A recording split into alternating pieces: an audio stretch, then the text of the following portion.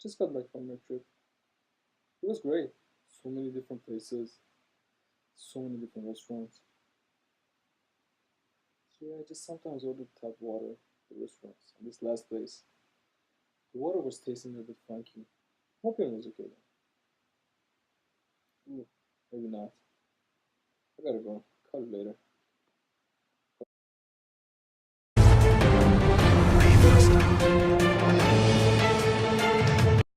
Good morning. This is Thomas Al from Morningside in the Morning. Today we're speaking on an epidemic that has been urgently plaguing our communities. We have Alex at the waterfront with more information. To you, Alex.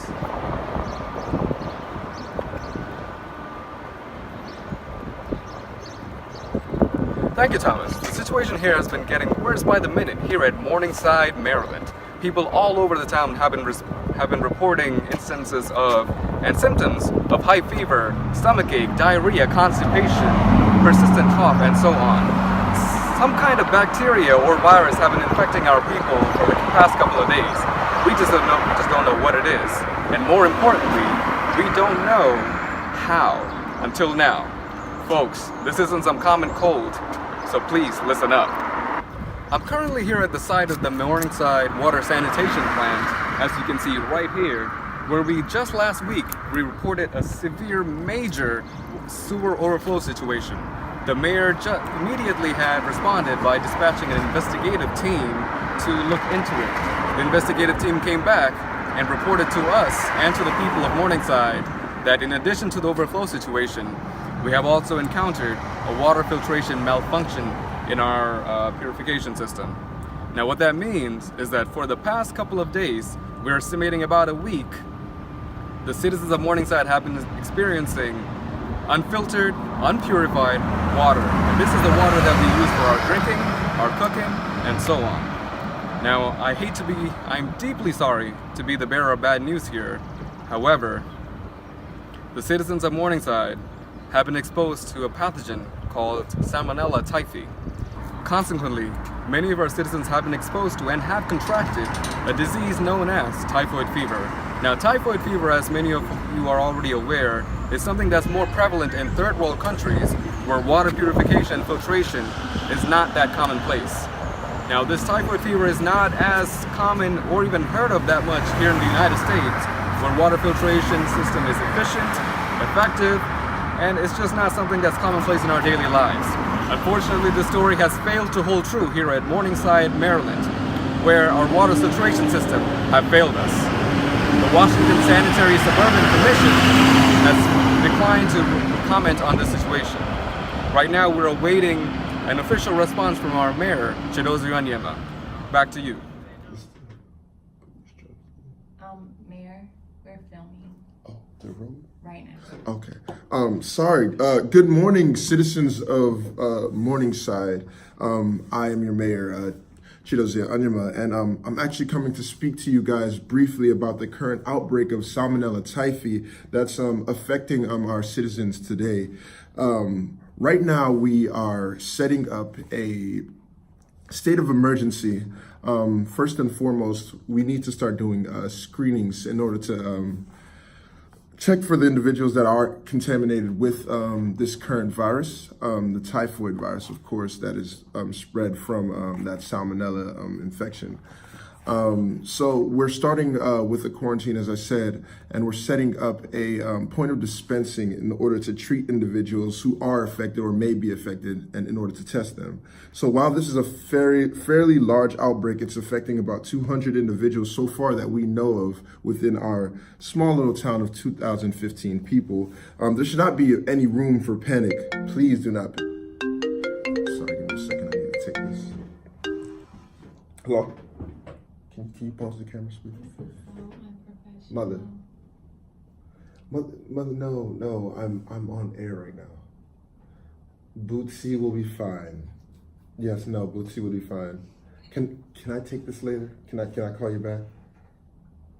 You really wanted this right now. I love you too. All right. Sorry, can we roll? Are the cameras still rolling? They were never. Sorry. Oh.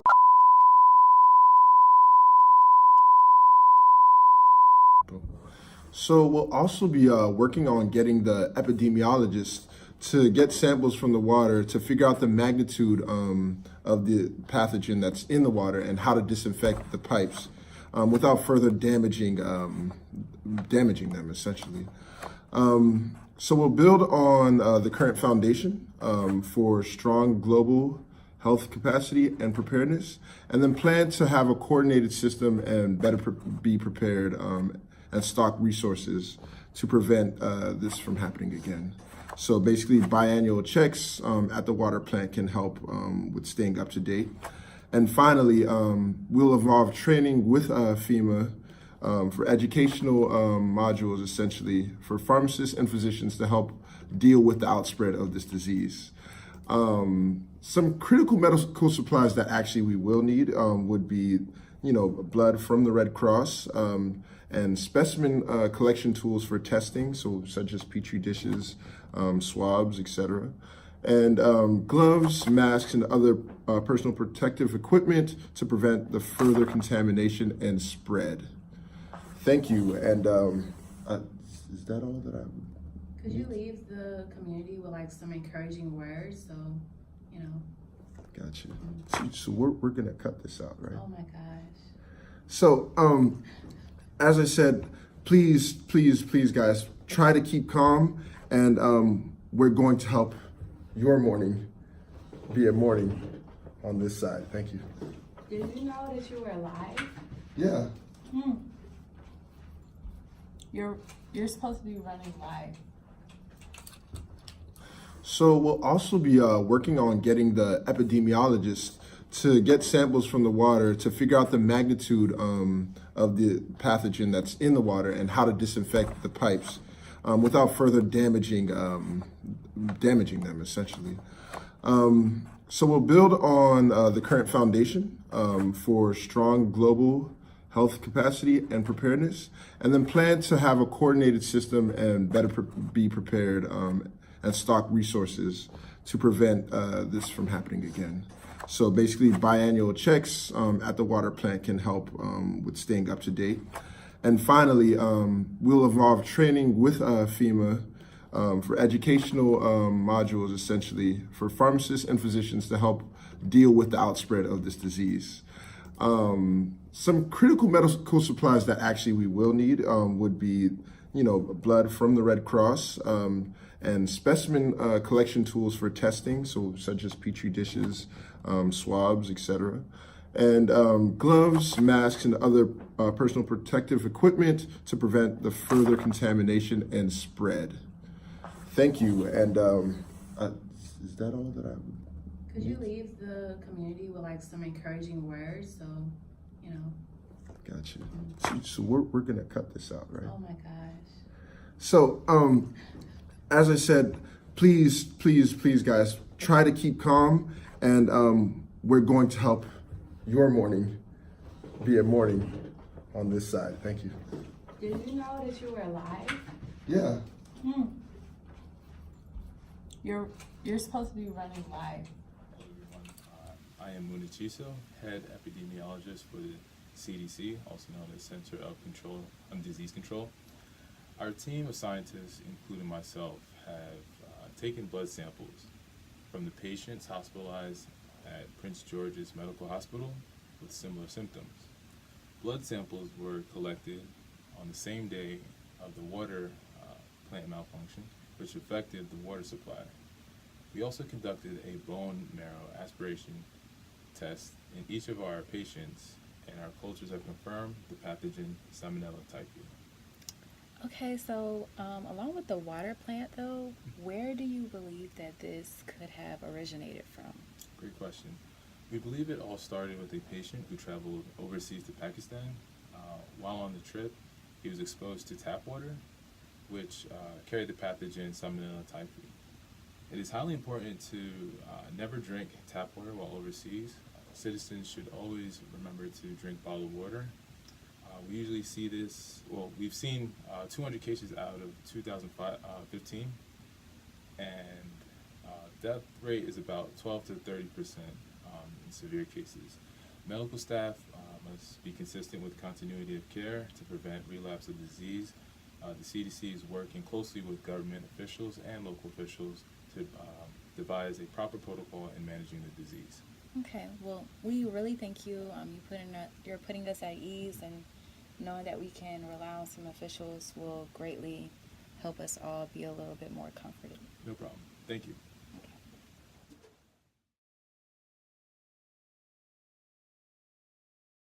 Hello, Dr. Motametti. Could you explain to us how this epidemic has impacted our communities? Yes, thank you. This has been a rough past few days. The pharmacy is running out of necessary medications like ciprofloxacin and amoxicillin, and we've been on back order from the surrounding warehouses. That is awful. Is this a condition that can be spread from person to person, or can you give us some more insight on what a person may experience from it? So currently, more testing needs to be done in order to say what kind of pathogen we're dealing with here. Some epidemiologists believe that it may be a case of typhoid fever. That's why we're treating with broad-spectrum antibiotics like ciprofloxacin. Some of the signs and symptoms to look out for people who suspect they may be infected are disorientation, nausea, vomiting, diarrhea, and the inability to walk if it goes untreated. Are there any things that you'd recommend to the citizens of Morningside to prevent them from getting this? The biggest thing for prevention, I would say, is just staying up to date on your immunizations and boiling water before any type of use. An immunization that we can offer to patients who know they will be visiting other countries at the pharmacy is Vivotif, which is used to prevent typhoid fever. And I think the most important thing right now for everyone is to just get tested, and if they're experiencing any type of fever or symptoms, or know anyone that's been drinking this untreated or unfiltered water, just let them know to go get tested, take measures like blood pressure for hypotension, and a full blood count for red blood cells and low platelet counts. And also blood transfusions may be needed if the case is severe. Okay, thank you so much for your time, Dr. Motametti. Just to inform those who may have just tuned in, we will be ending this program with a brief recap. Currently, plans are being made to correct the corroded and overflown sewage piping at the water plant. We will also be awaiting more information about the FEMA Filtration System Center locations and the locations for the medical equipment for those who may feel as they may have been affected will be in the community centers in neighboring towns of Westphalia and Suitland. At those locations, they will be doing testing as well as have pharmacists, physicians, and nursing staff members, personnel, and everything that you may need if you feel that you may have been and come in contact with typhoid fever or someone who has it. Currently, the prevalence of the disease is roughly 9%, with 200 confirmed typhoid fever cases in Morningside, Maryland. Citizens are being warned to not drink tap water without boiling it to 100 degrees Fahrenheit and are encouraged to use filtration systems. Also, please quarantine those who are sick, and this will just be all for prevention. We do not want to spread this disease anymore. And also, as you are all aware, our pharmacies are unfortunately running out of supplies, so we need to just prevent this as many ways as we possibly can. So we thank you all for tuning in, and we hope that we can wake you up with more important matters on all of your mornings. Take care, stay well, Morningside.